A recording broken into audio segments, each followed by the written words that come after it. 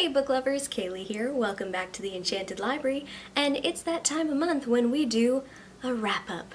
But I will admit that I didn't do very good in October for reading. It was the Spookathon, and I kind of failed that, and I just really couldn't find a lot of books that I was interested in. There were 2 books that I had started and DNF'd, which is crazy for me, so that brings my all-time lifetime DNF'd books to 3, and all 3 of those were this year, unfortunately.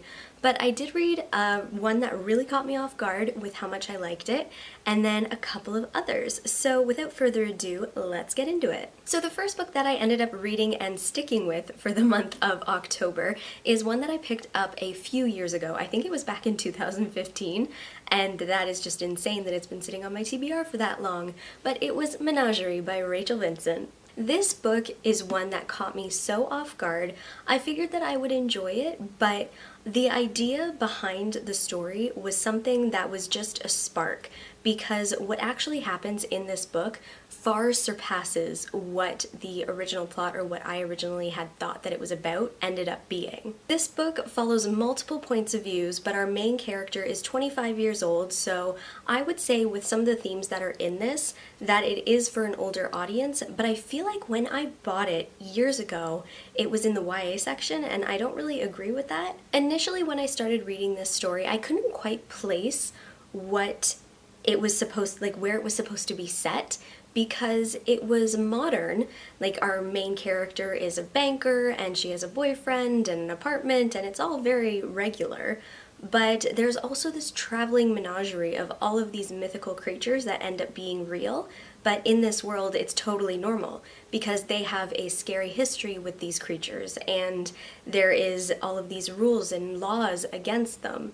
So I don't know if I can say that it's like an alternate universe kind of modern day, or if it's urban fantasy, so it kind of blurs those lines. But I did really enjoy it because there was a lot of thought put into how the creatures and how all of these mythical beings interact in society, and things that are pretty important in regards to rights of beings. Without giving too much away, the general idea of what this book is about is it follows this character named Delilah, and she and her boyfriend and a few of their friends for her birthday go to this menagerie. So it's like a traveling circus, and this family has been in charge of the circus for years, and there are people who are for it and people who are against it.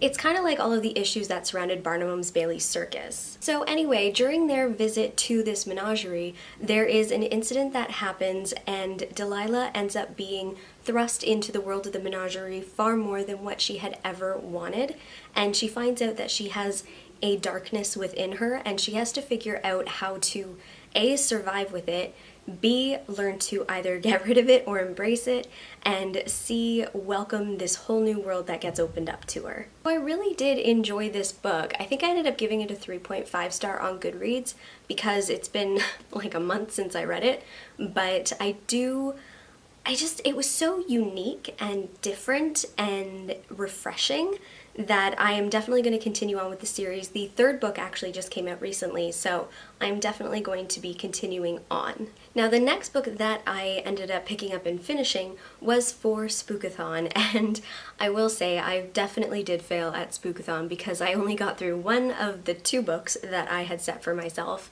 and I found that the book that I did end up reading took me a very long time to read. Like, it took me a solid week to get through, and I feel like I have been reading it for 2 months. And that book is Night Film by Marisha Pessl. So this book clearly had so much thought and research put into it. One of my favorite things about it is the fact that it really integrated so many details of reality that you could almost think that Cordova's work was real. This book follows the death and apparent suicide of Cordova, who is a film noir director, his daughter, and there is a mystery surrounding why she died. There is an investigative journalist that has a history with this family, the Cordova family, and he really wants to get to the bottom of the mystery. So this story is following him uncovering those secrets. I really did enjoy, like I said, all of the little nods to reality, because there are real companies that it talks about, real publications, and real people that it really made me second guess, like, maybe this is true crime and maybe this isn't just fictional. Because it also ended up having like little snippets from media. So you have newspaper articles and this really cool website that you can delve into.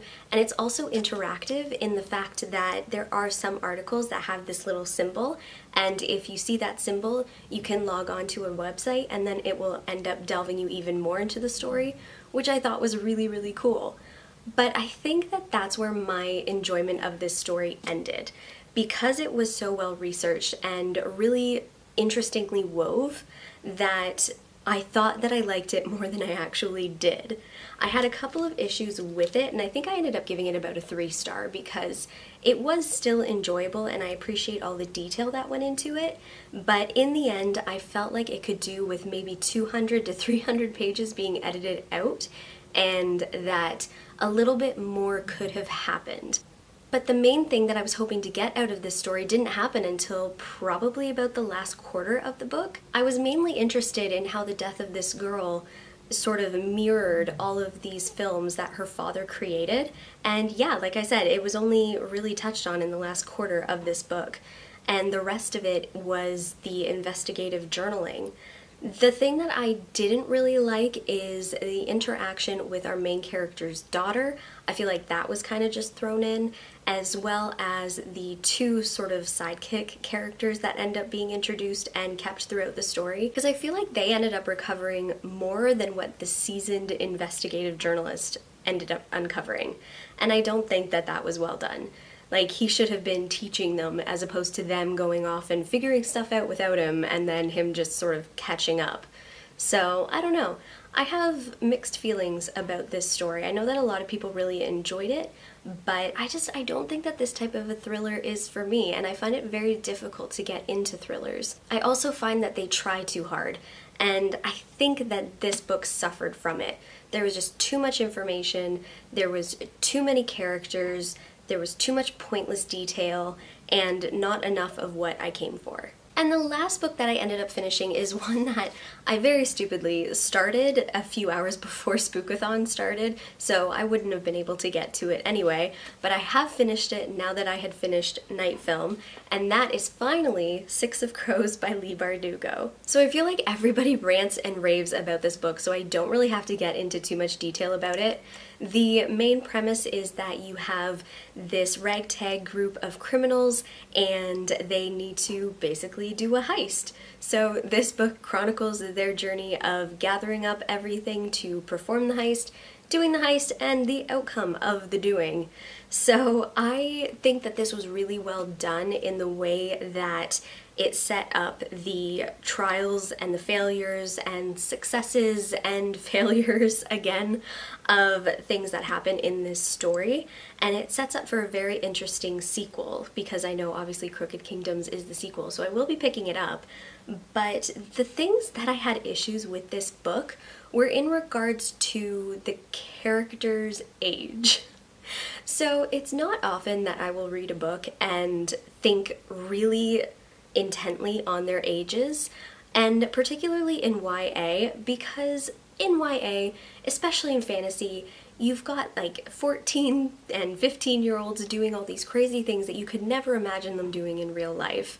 And that's one of the things that draws a lot of people to the genre, because it really empowers those ages, and people who are in that age group don't feel like they can do much in the real world, but in fantasy worlds, they can do so much more.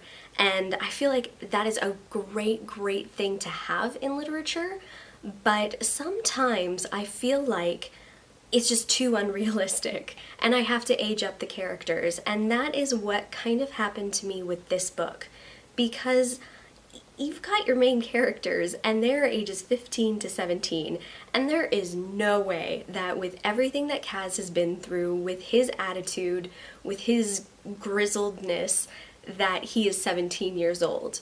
Like, I had to age up in my mind every single one of these characters to be in their early 20s, because I found that I could believe that Grisha Powers were real, but I could not believe that Kaz Brekker was 17 years old. Which is such a stupid hang-up for me to have, but I couldn't. Like I said, I can believe that Grisha powers are real, but the ages of these characters and their attitudes and their lives, it's just not believable. I will say though that this was a solidly fun book because I really did like that all of the characters were so flawed and that they were all selfish in some way or form and that they all had their own sort of hang-ups and that each of them was different. I liked that there was different representation for a diverse range of backgrounds, which was awesome. I loved having the differences in the characters, and I never felt like things were going flat. It did take me probably a solid 50 to 80 pages to really get into it and really connect with the characters, but once I did, I was really on board for the story, and I had a lot of fun with it. I think that it was a solid 3 books. It was very well rounded with the different ranges of what they covered, and I just think that November is going to be a better reading month for me, or at least I hope, because I kind of have a crazy month ahead of me. And I do apologize that this video is going up a little late. My week has been insane, so I am late to film a bunch of videos, but I'm going to try and do a few today, so then that way I can have a little bit of a backlog, because I do not like that I missed my upload date and time. It's really, I don't like it. And be sure to like and subscribe to my channel for more videos, and until next time, keep reading.